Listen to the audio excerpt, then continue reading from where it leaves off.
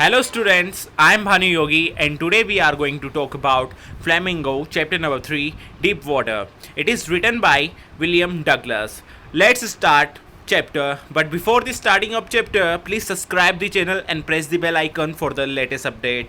Now let's start with writer William Douglas 1898 and 1980 was born in Maine, Minnesota after graduating with a Bachelor of Arts in English and Economics. अब जो William Douglas थे उनका जन्म 1898 में man में हुआ था, मिनेसोटा में, after graduating with a bachelor of arts in English. और जब इन्होंने बैचलर ऑफ आर्ट्स इंग्लिश और इकोनॉमिक्स में ग्रेजुएट किया, he spend 2 years teaching high school in Yakima. फिर इन्होंने याकीमा में लगभग 2 साल तक हाई स्कूल में पढ़ाया. However, he got tired of this and decided to pursue a legal career. जब वो इन सारी चीज़ों से थक गए तब उन्होंने अपना जो लीगल करियर जारी रखने का निश्चय किया. He met Franklin D. Roosevelt at Yale. वो फ्रैंकलिन डी रूजवेल्ट से येल में मिले and become an adviser and friend to the president. और वो प्रेसिडेंट के एडवाइज़र और दोस्त बन गए. Douglas was a leading advocate of individual rights. जो डगलस थे वो वकील बने व्यक्तिगत अधिकारों के. And he retired in 1975 with a term lasting 36 years and remains the longest service justice in the history of the court. और 1975 में यानी 1975 में वो रिटायर्ड हो गए विद टर्म लास्टिंग 36 years, 36 यानी 36 साल तक. And remains the longest service, और लंबी सेवा उन्होंने दी in the history of the court के इतिहास में. The following excerpt is taken from of man and mountain by William O Douglas. जो ये ऐसे है ये ऑफ मैन एंड माउंटेन्स जो कि विलियम डगलस द्वारा है उसमें से लिया गया है. It reveals how as a young boy William Douglas nearly drowned in a swimming pool. और इसमें बताया गया है जब विलियम डगलस एक छोटे लड़के थे तब वो कैसे स्विमिंग पूल में डूब गए थे. In this essay he talks about his fear of water and thereafter. और इस ऐसे में उन्होंने अपने पानी के डर के बारे में बात की है. And how he finally overcome it, और कैसे उन्होंने उस डर पर काबू पाया, उस डर पर जीत पाई. Notice how the autobiographical part of this selection is use to support his discussion of fear.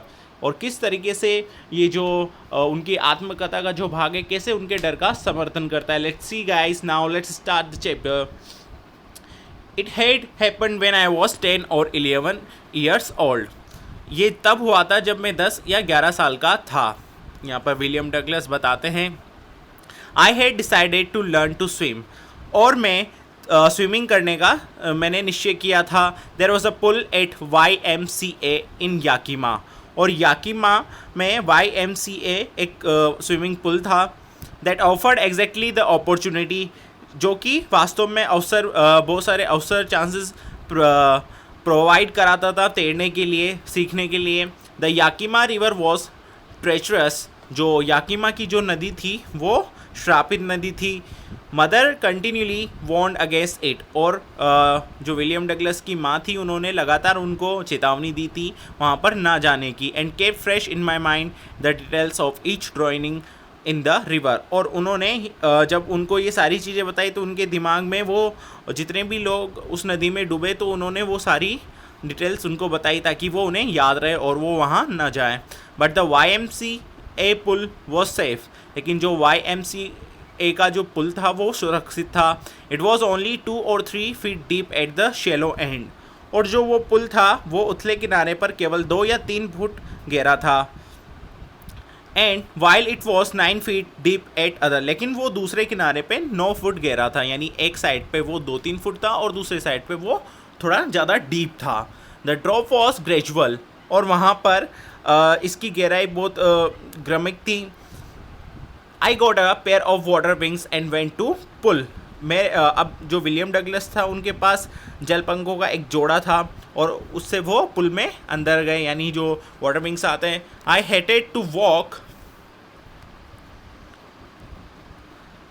necked into it and show my skinny legs, but I subdued my pride and did it.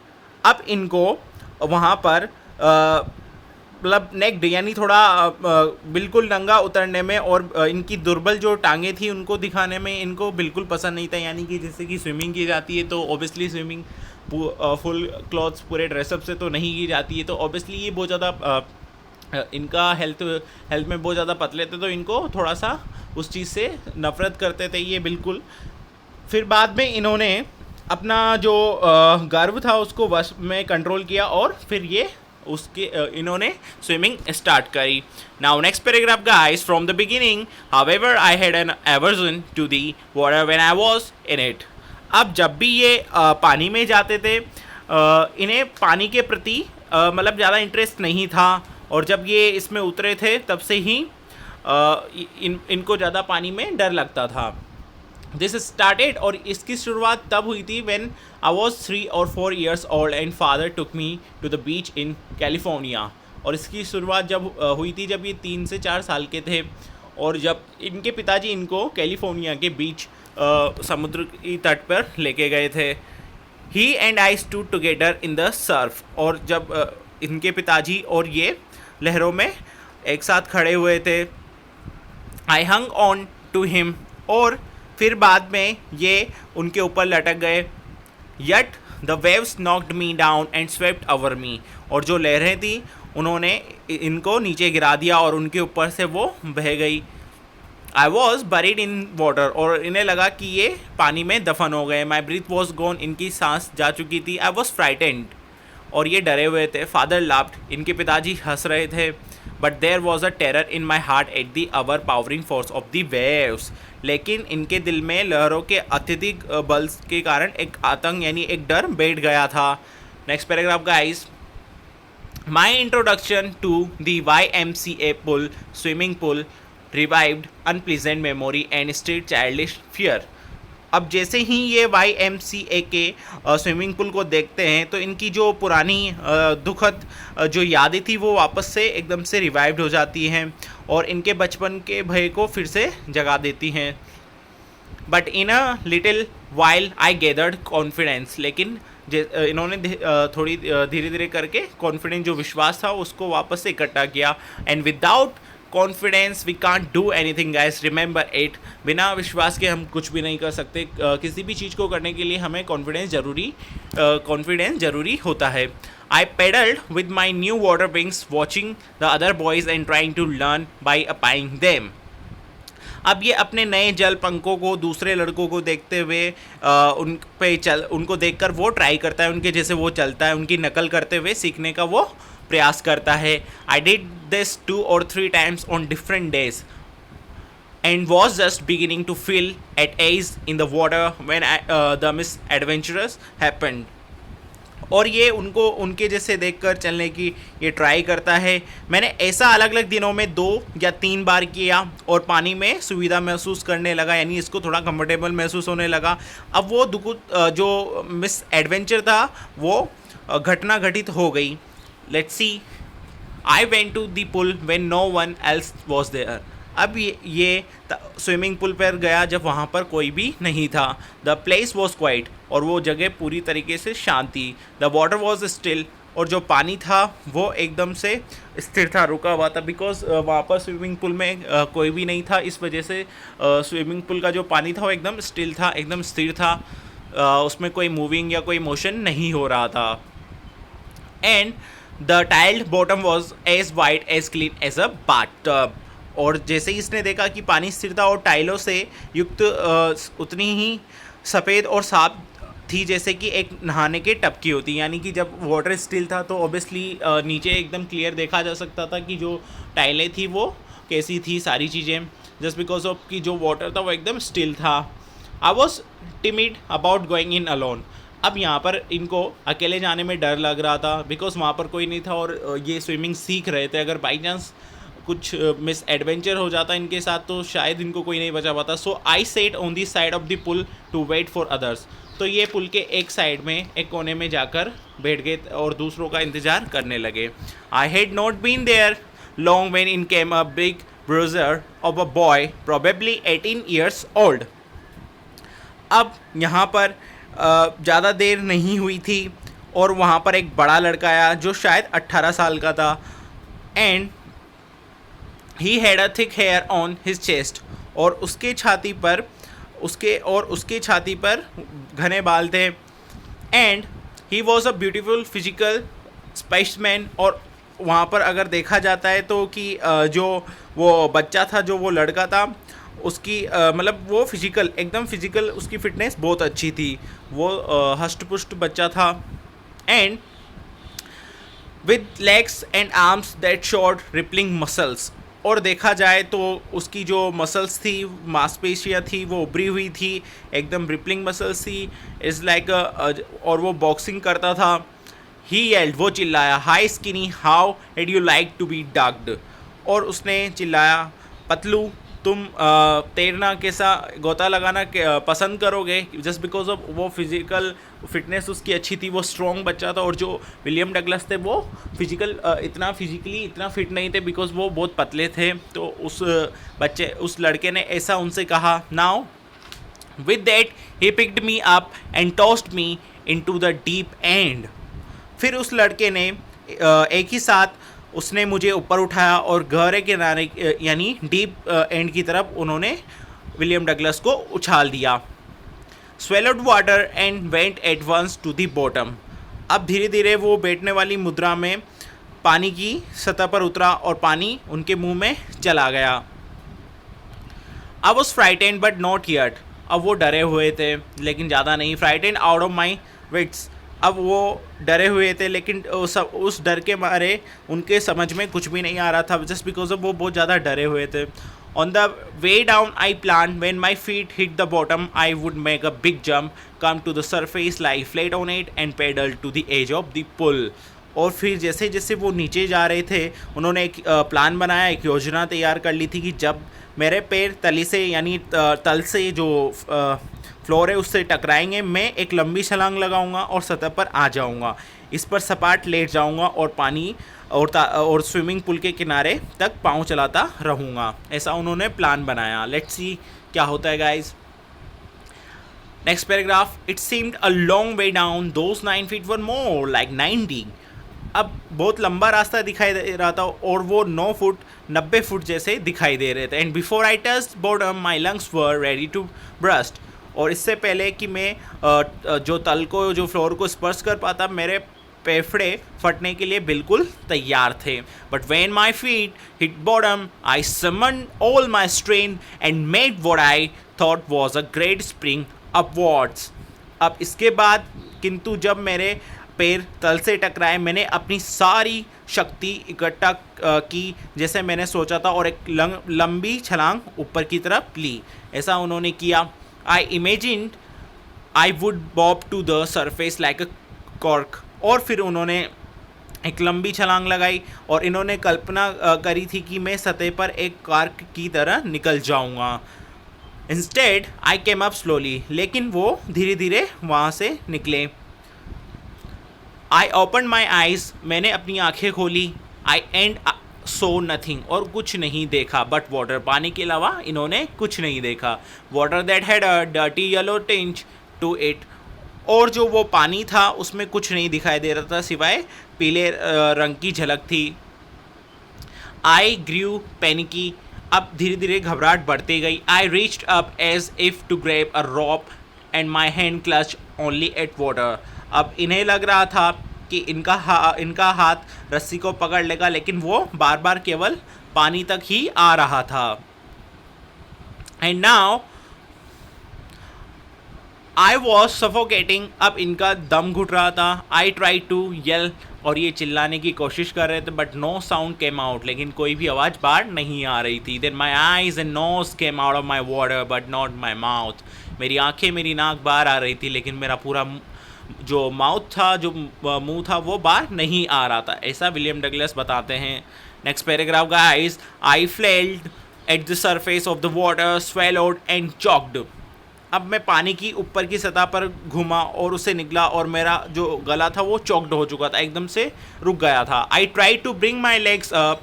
और मैं अपनी टांगों को ऊपर लाने का प्रयास कर रहा था. But they hung as dead weights. लेकिन जो वो टांगे थी वो उनमें कोई वेट नहीं था, कोई भार नहीं था. और वो कोई मूवमेंट भी नहीं कर रही थी। पैरालाइज एंड रिग्ड, लगता था कि वो पैरालाइज हो चुकी हैं और वो उसमें कोई मोशन नहीं हो पा रहा था। A great force was pulling me under, एक ग्रेट फोर्स, एक बड़ा सा, एक भयानक सा बल मुझे नीचे, भारी बल मुझे नीचे की ओर खींच रहा था। आई स्क्रीम्ड, मैं चिल्लाया, but only the water heard me, लेकिन जो पानी था वही मुझे सुन सकता था। I had started on the long journey back to the bottom of the pool, मैंने वापस से तल की एक लंबी यात्रा, नीचे जाने की लंबी यात्रा शुरू कर दी। I struck at the water as I went down, अब जैसे मैं नीचे जा रहा था मैंने अपनी शक्ति को एकत्रित करने का वापस से ट्राई किया। I struck as a water I went to down, expending my strength as one in a nightmare fights of irresistible force, और इन्होंने शक्ति को इकट्ठा करते हुए अपने पानी पर प्रहार किए, जिस प्रकार कोई व्यक्ति सपने में एक भयानक युद्ध करता है उस टाइप से, जैसे कि सपने में कभी कभी हम कोई बुरा ड्रीम देख लेते तो लाइक दैट, उसी तरीके से यहाँ पर विलियम डगलस ऐसा कर रहे थे। I had lost my all breath, अब यहाँ पर विलियम डगलस ने अपने सारी सांसें खो दी थी।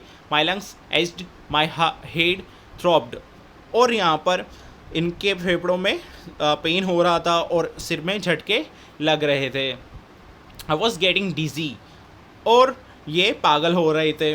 But I remembered the strategy, लेकिन इनको जो प्लान इन्होंने बनाया था वो पूरा इनको याद था। I would spring from the bottom of the pool and come like a cork to the surface, और इन्होंने जैसे कि ये रणनीति बनाई थी कि जैसे ही ये उस स्विमिंग पूल के फ्लोर यानी तल को छुएंगे, वैसे ही ये कॉर्क की तरह सतह पर वापस आ जाएंगे। I would lie flight on the water, strike out with my arms and trace with my legs, और पानी पर सीधा लेट जाएंगे और अपने हाथों को बाहर निकालेंगे और अपने टांगों को पानी पर वो पानी को पटकेंगे। Then I would get to the edge of the pool and be safe, और फिर ये स्विमिंग पूल के किनारे पे पहुंच जाएंगे और सुरक्षित हो जाएंगे। ऐसा उनका स्ट्रेटेजी था, ऐसा उनका प्लान था विलियम डगलस का। Now let's see guys again, I went down down endlessly, और ये नीचे जा रहे थे और नीचे जाते गए। And I open my eyes, फिर उन्होंने अपनी आंखें खोली। Nothing but water with a yellow glow, और ये पानी को ही देख सकते थे जिसमें एक पीले कलर की रोशनी थी। Dark water that one could no see through, और एकदम वो पानी गहरा पानी था जिसमें कुछ भी नहीं देखा जा सकता था। And then she struck terror seized me, और इसके बाद एक कठोर आतंक ने मुझे जकड़ लिया, ऐसा विलियम डगलस बोलते हैं। टेरर दैट नो अंडरस्टैंडिंग, अब वो ऐसा डर था जिससे कोई समझ नहीं थी, किसी प्रकार का कोई कंट्रोल नहीं था। ऑब्वियसली गाइस, जब हम डरते हैं तो जो डर होता है वो हमें पूरी तरीके से कंट्रोल करने लग जाता है। ऐसी ही सिचुएशन में यहाँ पर विलियम डगलस थे। Terror that no one can understand, और ऐसा डर जिसे कोई नहीं समझ सकता। जिन्होंने ऐसी सिचुएशन फेस्ड की है या ऐसी सिचुएशन एक्सपीरियंस की है वही लोग इस डर को समझ सकते हैं, otherwise no one can understand who has not experience, जिसने अनुभव नहीं किया है ऐसी सिचुएशन का, ऐसी स्थिति का, वो नहीं समझ सकते हैं। आई वॉज श्रिकिंग अंडर वाटर, मैं पानी के अंदर काँप रहा था। I was paralyse under water, और मैं एकदम से पैरालाइज हो चुका था पानी के अंदर। स्टे प्रिग्ड विथ फियर, और मैं डर के मारे कुछ भी नहीं समझ पा रहा था, और एकदम ये वहाँ पर जकड़ चुके थे। Even the screams in my throat were frozen, और जो ये गले से चीख निकल रही थी वो भी अब जम चुकी थी। Only my heart and the pounding in my head said that I was still alive, अब यहाँ पर केवल इनका जो दिल था और इनका जो दिमाग था उस पर हलचल हो रही थी, और उससे पता चल रहा था कि ये अभी भी जिंदा थे। Okay guys, next paragraph. And then in the midst of the terror came a touch of reason. I must remember to jump when I hit the bottom. अब उस समय डर के बीच में मुझे एक कारण, इनको एक रीज़न आया, और इन्हें याद था कि मुझे अवश्य उछलना होगा, और ये याद रखना होगा जब मैं बॉटम से टकराऊंगा तब इनको उछलना होगा। I must remember to jump when I hit the bottom. At the last I felt the tiles under me, और फिर अंत में इन्होंने महसूस किया कि इनके पैरों के नीचे इन्होंने फर्श को, यानी जो फ्लोर था उसको महसूस किया। My toes reached out as if to grab them. अब इनके जो पंजे होते हैं उनको जकड़ने के लिए आगे बढ़ते हैं। आई jumped with everything I had, और इनके पास जो कुछ भी शक्ति थी वो सारी इकट्ठा करके ये कूदते हैं।